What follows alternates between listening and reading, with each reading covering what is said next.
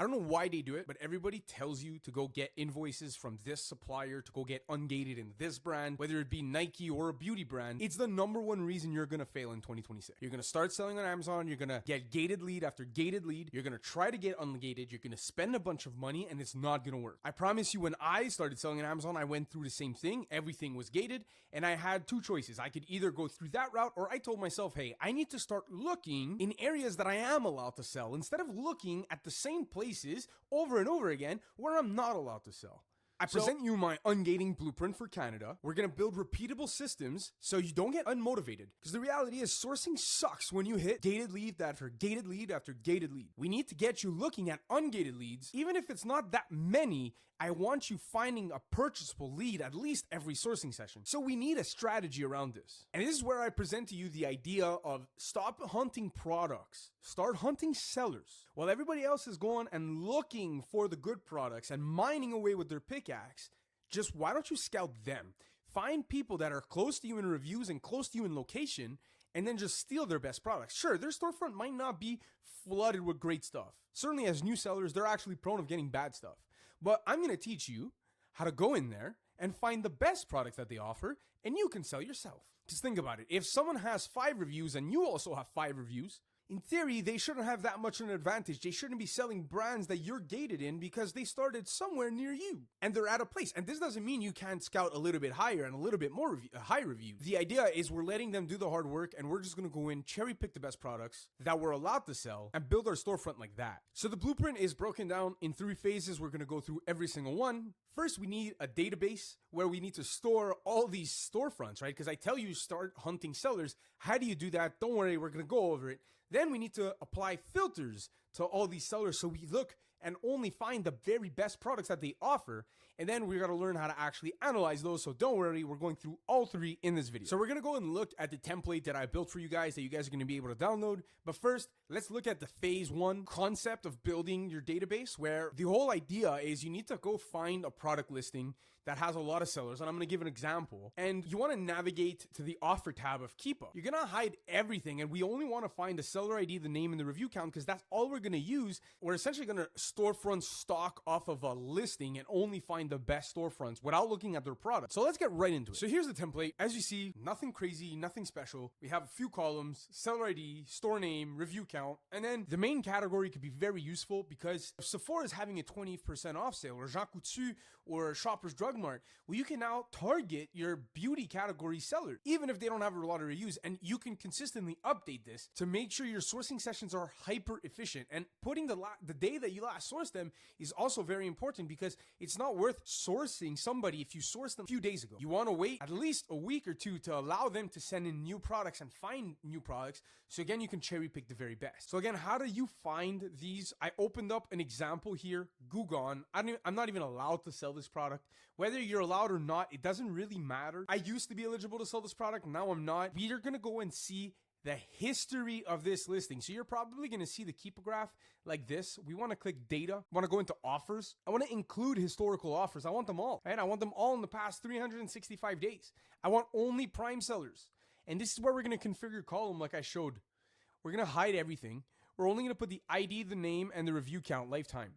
Then, once we get rid of this, we can now filter by the review count. Guys, this is so easy. I wouldn't pick the 0. If you have time, maybe you can go through them, but I would start automatically at 1.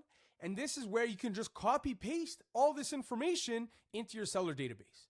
And then once you copy and you spend time populating this data and you get 200, 300 store names and seller IDs, then you can start going in and making sure they're legitimate sellers and then putting yes or no and transferring it to a main data hub. So you can go ahead and use Gugon as an example, but any Keepa graph that you can back up and you have a crazy amount of offer count is just super easy after to then go and find products. And if you want to move on from here, maybe you go into, if you're using SellerAmp, you go into another potential product, you open up their listing, and then you go and find more products that have a lot of sellers on it. Populate this template as much as you can. Then I'm going to show you how to find the very best ungated leads that these sellers have to offer, and you're going to cherry pick off them. So now that you have a list of sellers, I suggest like 50 plus series, spend a few hours building this database and never stop building it. But once we have it, we then need to now find products, right? It's all good finding sellers. Anthony, thank you. I found this method. Now, how the heck do I find products? products? Well, we're going to be putting 3 golden filters and we're going to need 20 storefronts at a time. This is the beauty of this method, is we're going to be able to bulk source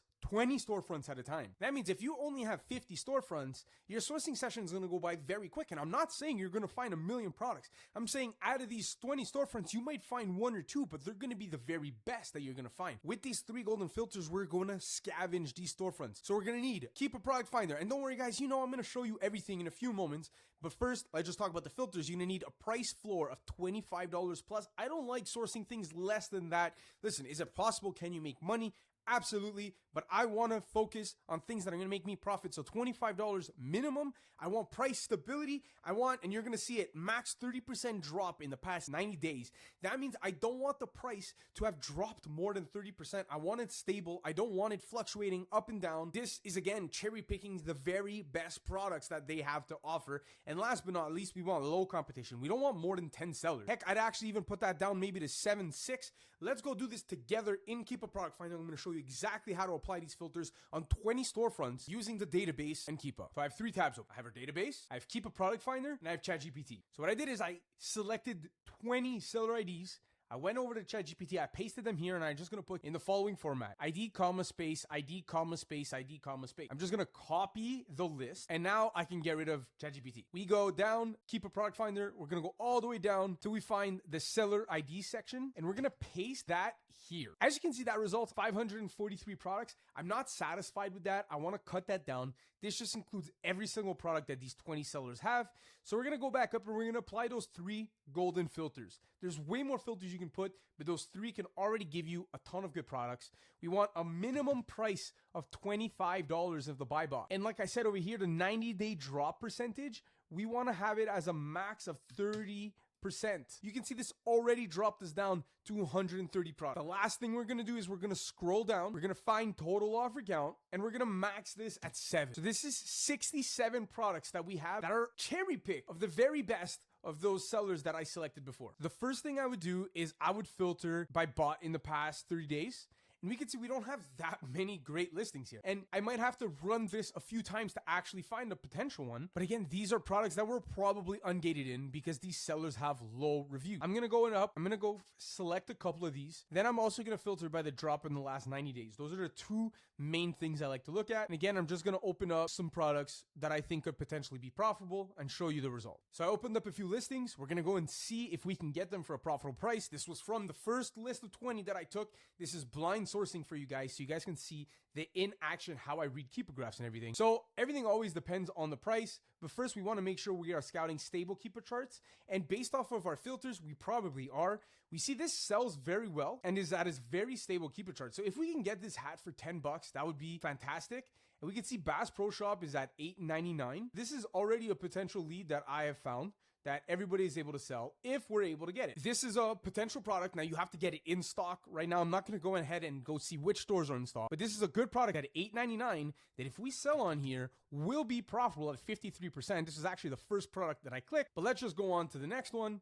We have a Dr. Airwater Martins. I've never seen this brand before. We can see at Little Burgundies, it's at $16. Maybe we can get a little discount code over there. I'm not going to go in deep sourcing mode, but even at $16, at $3.50, we're nearing that 20% ROI. All we need is a little special. And this ASIN could definitely go into a database where if this ever goes on special at Little Burgundy, we could potentially get this because this keeper graph is also very stable with a monthly sold of at least 100. These are already 2 good products from the list that I had before, which are not many products, but are good products. I also opened up the Clean People here, not eligible to sell this, so we can just move on to the next one. Not eligible. See, sometimes we're going to hit products that are not eligible. That's fine. We have this Milwaukee product here. Atlas Tools has at $28.99, probably the best price that we're going to get it at right now. If we go back to here, $28.99, we're at 12%. Not the best lead, but a lead nonetheless. That is definitely something that could go into a database of potential leads to sell one day. And we had opened up one last one and not able to sell that one either. All right, guys, I opened up a few different products for you guys. I showed you that I was gated in some, I was ungated and profitable in the others. If you want accelerated learning, I'm looking for 3 people to work with. You can check the pinned comments. Everything's going to be there. And you'll also be able to find my free school community where you're going to be able to find the template that I showed earlier in the video. Hope you guys enjoyed, and I'll see you in the next video.